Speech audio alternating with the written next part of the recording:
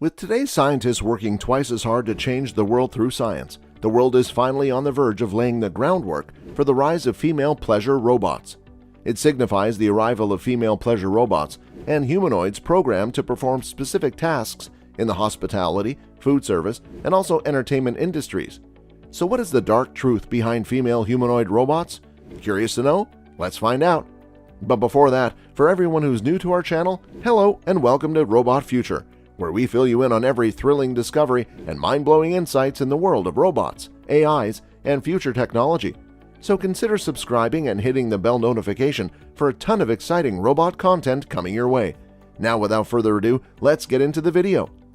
Women in technology have long been linked in our culture, owing largely to the computer's chronological replacement of low-level secretarial work that was traditionally considered to be done by women.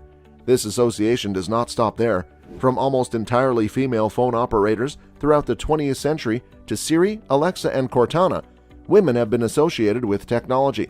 Society has grown accustomed to interacting with technology via a woman's incorporeal voice. The fear of the female is projected onto technology as a result of this feminization, and thus the fear of artificial intelligence was transformed into a paranoid terror of femininity. Lars, a socially awkward bachelor who believes a plastic blow-up doll is his real girlfriend, is played by Ryan Gosling in the excellent film Lars and the Real Girl. His delusions allow him to maintain a relationship with the doll while friends and family react with varying degrees of concern. A true story Lars may not seem so naive in the near future. Technology might soon be able to provide him with the functional equivalent of a human partner. A number of vendors were exhibiting wares at the massive consumer electronics show CES 2016 that have the potential to make some lonely humans a little less lonely.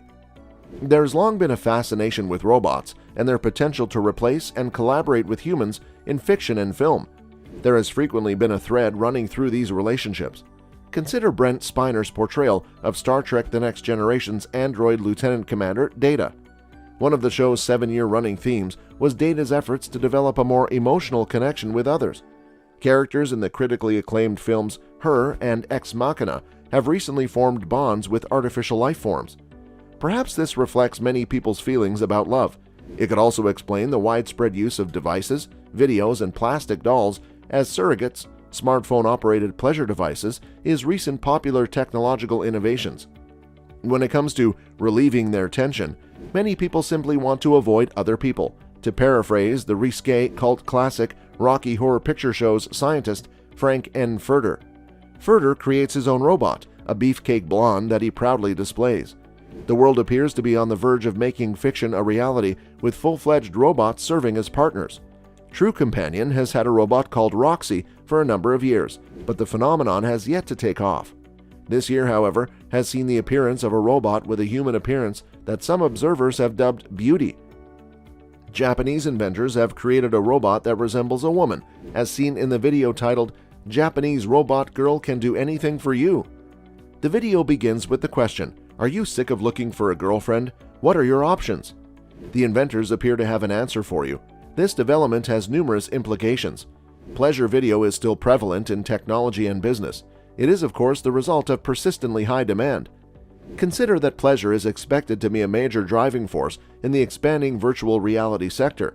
We now have robots, and it would not be an exaggeration to say that they have the potential to be the next killer app. The idea of controlling a ready robot partner via a mobile device may appeal to some people. There are legitimate concerns here. Pleasure has historically been a complicated and awkward subject as society balances human desire against moral behavior. When it comes to please, what is reasonable and what is excessive? When do we dehumanize procreation to the point where it has no meaning or is simply cruel? Campaign Against Humanoid Robots, a new organization, has emerged to address some of the concerns. The development of humanoid robots increases the objectification of women and children. The vision for humanoid robots is emphasized by a reference of please robots, which relies on recognizing only the needs and desires of the buyers of pleasure, while the sellers of pleasure are denied subjectivity and reduced to a thing. The development of humanoid robots and the ideas that support their production highlight the immense horrors that still exist in the world of human trafficking, which is based on women's and children's perceived beauty and thus justifies their use as objects. Professor Kathleen Richardson of De Montfort University in the UK, an ethicist and leader in the campaign against pleasure robots, has expressed grave concern about the development of please humanoid robots. "We believe that the development of such robots will contribute to the deterioration of relationships between men, women, and children," she said. Some issues in human interactions may be exacerbated by robots. Marriage and birth rates are already declining in many developed countries, posing a potential economic threat. The growing use of robots may exacerbate this deterioration in the very relationships that allow us to survive. Animals and even inanimate objects are easily anthropomorphized by humans. Faces can be found in almost anything, from clouds to door handles. In the film Castaway, Tom Hanks' character appears to be able to overcome great adversity by naming his volleyball Wilson and carrying on a conversation with him throughout his 4 years of isolation. Psych Central reports that anthropomorphism has numerous implications. Thinking of a non-human entity in human terms, for example, makes it worthy of moral care and consideration. Furthermore, anthropomorphized entities take responsibility for their own actions. In other words, they become deserving of both punishment and reward. People would undoubtedly try to form more meaningful relationships with their robot companions, especially if robots could display some resemblance of human emotion. Would such a relationship take the place of human contact?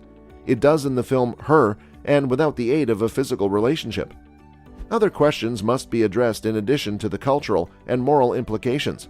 Could people marry horses or leave their wealth to dogs if they could marry robots? Can a primary partner sue for infidelity if a person uses a robot for a companion? How far will humans go to keep their updated robots operational? In 2013, India declared dolphins to be non-human persons and prohibited dolphin-centered shows. Argentina recently declared orangutans to be non-human persons and declared that they could not be held captive. It is not impossible for robots to achieve similar status. So what now?